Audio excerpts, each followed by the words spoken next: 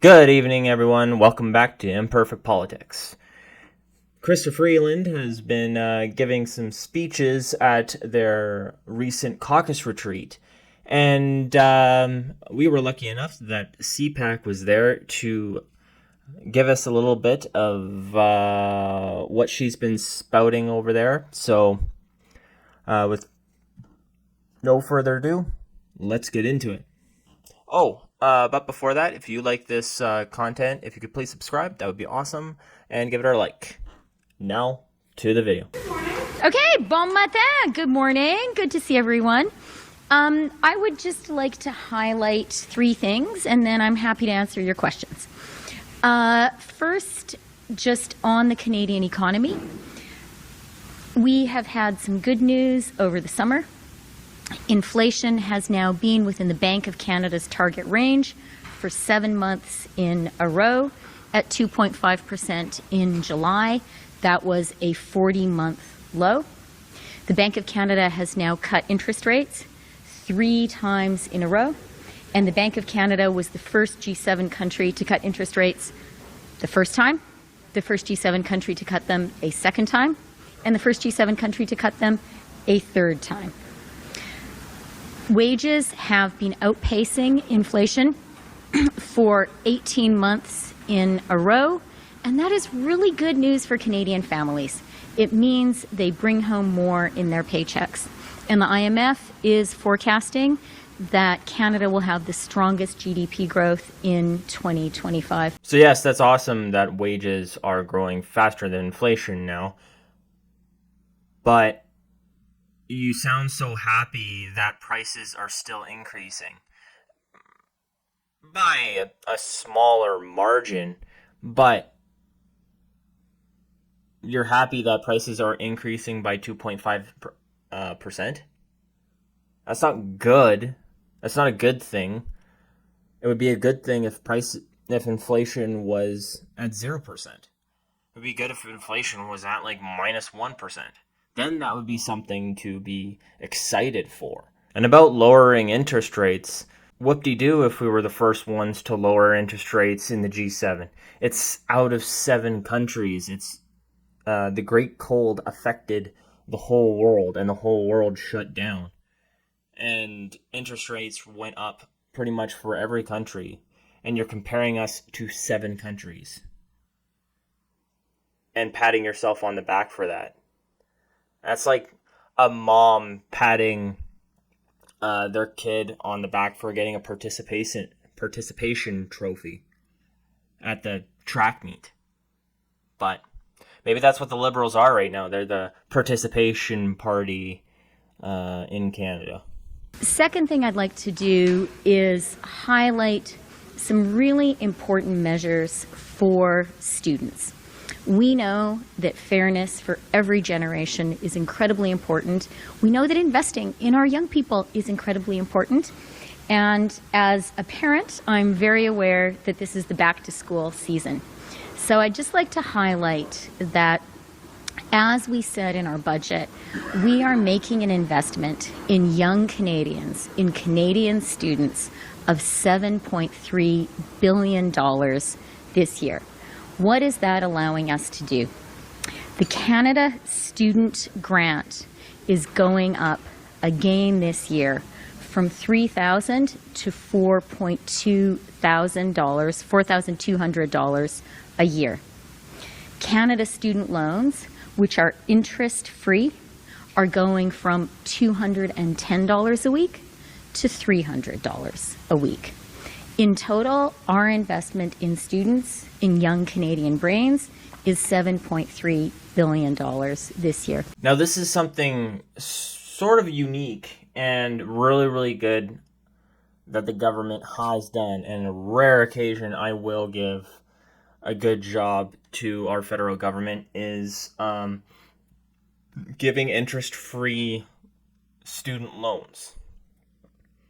Because, to be completely honest, I don't think we should be paying interest on student loans because, A, they're so massive for a lot of people that the interest just keeps you in debt slavery to either the province, to the province, and you can hardly pay down the principal. And without any interest, that means once we do get a good job, we can start paying off the principal right away. So that's awesome, and it helps towards people, or builds people's future a lot faster. I don't really know much about the Canada Student Grant, so I can't really comment on that. But I just want to reiterate, like, the Canada Student Loans is way better than, like, the Alberta student loans, because Alberta student loans have a floating interest to it. So you could just imagine if you took out, say, like a $50,000 loan for a medical degree from Alberta student loans, and that debt has a floating interest rate. That would destroy you financially for probably half of your life. So, good job there, Chrystia Freeland. This is the rare times. I will give you a clap. Saw at the cabinet retreat, the Prime Minister announced that we will be imposing tariffs on EVs from China and on steel and aluminum from China. Today I'm announcing a 30-day consultation on imports to Canada from China of batteries, battery parts, semiconductors, critical minerals and metals, and solar products. Hopefully she'll also be doing consultations on what other countries were going to sell a lot of our food and other services from our agricultural sector, because like I said in previous videos, that China is our second biggest trading partner, and we're putting tariffs on our second biggest trading partner. So I think I've already read online that China's already doing the same kind of greasy things. They're looking into the canola we're sending over, because it looks like there might be like bacteria or something in it, right? And it's like it's Canadian canola oil. It's probably the best canola you're gonna get, and this just happened right after we announced the tariffs on steel. Interesting how that works. But yeah, so this stuff is going to keep on going. So I'd like it if Chrystia Freeland comes out and says, okay, yeah, so we're swapping our agricultural industry is going to be selling more to India, or selling more to Africa, or some of those other more populous countries, rather than China, because they keep doing this, or because we have to. We'll see what happens. I doubt she's actually going to do that, though, and I doubt the federal government has a plan for that. Monsieur Carney, pensez-vous que la présence de M. Carney, est-ce que ça vient pas? Là, il vient faire une présentation sur l'économie. Est-ce que ça vient pas un peu discréditer votre travail pour attirer quelqu'un de l'extérieur pour venir assumer cette activité économique? Est-ce que ça vient pas un peu discréditer votre autorité comme ministre des Finances? Thank you for the question. I'm really glad to welcome Mark here to our cabinet retreat. He is a real addition to our team. Mark is a friend a personal friend of very long standing. He's someone who I talk to often, and whom I've talked to often about economic policy since becoming finance minister. I had a long conversation with him over the weekend. It's really great for our team to have Mark providing advice to the Liberal Party so that we can support Canada and Canadians. He's a personal friend that nearly took my job. I'm just glad that he didn't want to get onto a boat that was sinking. So, who knows? I think maybe Mark Carney might be just getting close to the Liberal Party. So once Trudeau's ousted, he might run for leader, or at least run for Chrystia Freeland's position, and then if the Liberal Party ever forms government again, he'd become finance minister. But honestly, after how it's going now, I don't even see the Liberal Party being leader of the opposition. So yeah, he might not even be the financial watchdog. And your party on the carbon tax. If he were to advise you to make some changes, for instance, you didn't agree with that clawback on the advise you to change the carbon tax. Well, in terms of Mark's policies, views, I think those are questions for Mark. But no, my question is whether that policy is under discussion. I think you guys know my view on hypotheticals. As I learned during the NAFTA negotiations, it's never a good idea for a politician to answer hypotheticals. I like how she could just skip over questions she doesn't like. It was a little bit hard to hear these questions, but it sounded something about, like, what are Mark Carney's maybe views on the clawback on carbon tax, on home heating oil, and other stuff about the carbon tax. And if that was the case, and that was the question, it makes total sense why Chrystia Freeland did not want to answer at all. So, and she's still talking about the NAFTA agreements. That was 8 years ago. Just get over it. And you didn't even do a good job. You were talking about, like, the feminism and putting that in. Craziness. So when it comes to the economy, what we heard over the summer, all of us spent a great deal of time traveling the country, talking to people in our own communities. We heard that people have frustrations, and we listened. And what we heard is that Canadians need housing. They need us to build more homes faster. That is what we're doing. Canadians need life to be more affordable. We are working so hard on that with programs like early learning and childcare, with programs like dental care, and the fact that inflation and interest rates are coming down is extremely helpful in that regard too. And then finally, what Canadians need that we are focused on delivering is economic growth that works for everyone. Yeah, as long as you can take that money from the old and give it to, quote unquote, give it to the young. So if you're looking to give any of your inheritance away to your kids, get ready for it to be taxed at 65% if it's over, or when it's over $250,000. So yeah, and that's what she was talking about. And as for housing, they throw out a massive number, like $4 million houses to be built, and they fund that, not realizing we only build an average of like 280,000 houses per year. So yeah, so the government will be way out of power and won't have to suffer any consequences for not hitting their targets by the time we reach that 4 million. It's all of these things that they're saying they're funding and all of that, they're either flop, like terrible flops, or they're unachievable. Seems like a lot of waste of money to me. One of your MPs is publicly saying, we're saying it's too late, that Justin Trudeau has to step down. What does that tell you about the state of things for your party at this point?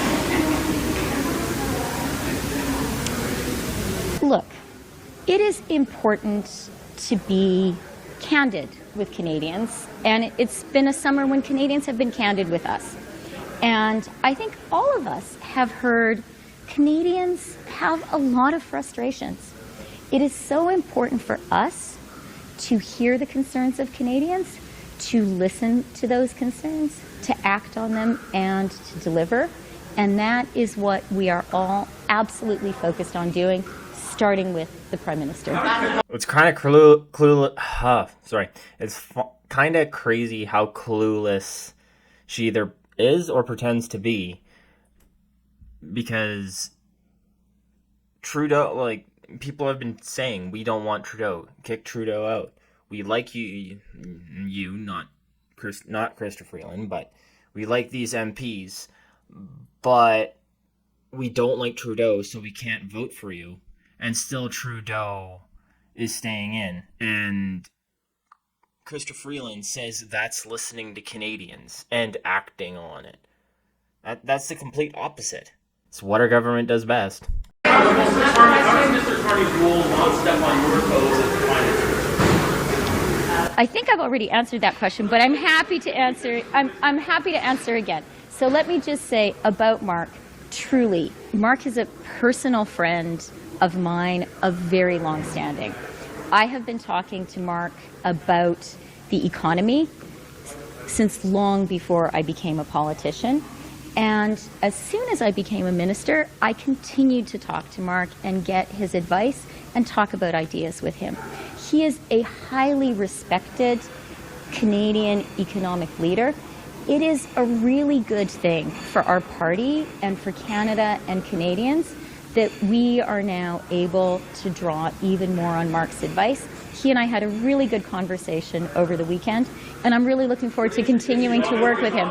So yeah, she says she does a lot of talking with Mark Carney about finances and about the economy. I think Mark Carney might want to talk to her a little bit about not saying that, because with Chrystia Freeland's performance review, that looks really bad on Mark Carney. So watch that, Mark Carney. Okay, I need to go to caucus, but before I do want to comment on one other thing. There is a film that is due to be screened at TIFF today in Toronto about Russian soldiers at war. Okay, so actually, you know what? Let's keep on listening to this. Ukrainian diplomats and the Ukrainian Canadian community have expressed really grave concerns about that film. And I do want to say I share those concerns. We have to be really clear that this is a war where there is no moral equivalency.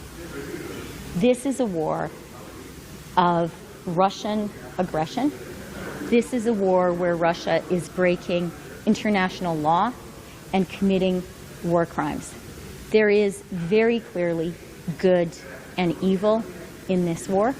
Ukrainians are fighting for their sovereignty and for democracy around the world. And we as a country have to be very, very clear that there can be no moral equivalency in our understanding of this conflict. It's not right for Canadian public money to be supporting the screening and production of a film like this. Merci beaucoup. That's kind of crazy. She had to go on a whole rant about a film about Russian soldiers. I don't know really what the film is about. I'm going to actually see if I can stream it online or find something out about that. But Canada's a country that has, or is supposed to have, free speech. You should be able to make a movie about whatever you want.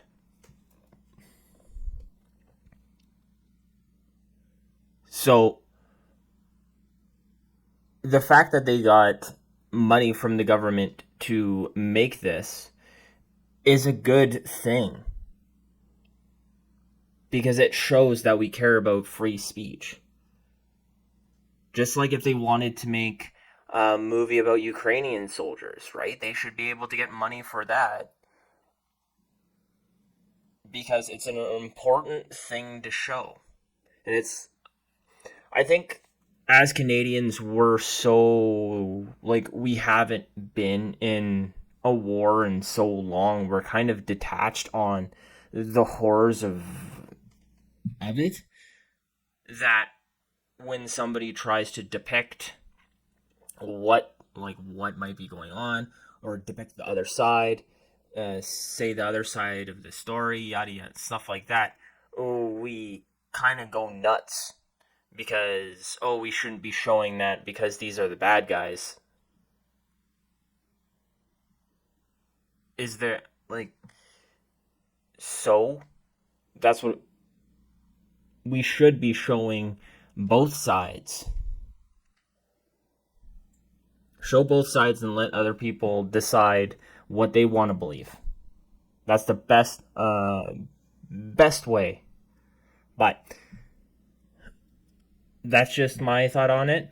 Let me know about your thoughts about Chrystia Freeland's, I guess, press conference down below. And how did she do? I think she did a little bit better than she usually does, though.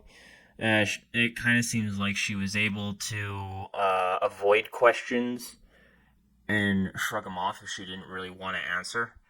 And that would definitely make her a little bit more comfortable. Other than that, like the video if you like it, and definitely subscribe if you do like it as well, because I'm trying to hit the 300 subscribers by the end of the month, and I want to thank everybody for subscribing who have already subscribed. And just a little plug for me, I put a Buy Me a Coffee link down below, just in case anybody wants to donate to the channel. Everything goes right back into things and helps make the videos better and makes the channel better. So I want to thank everybody for watching, and have a good day.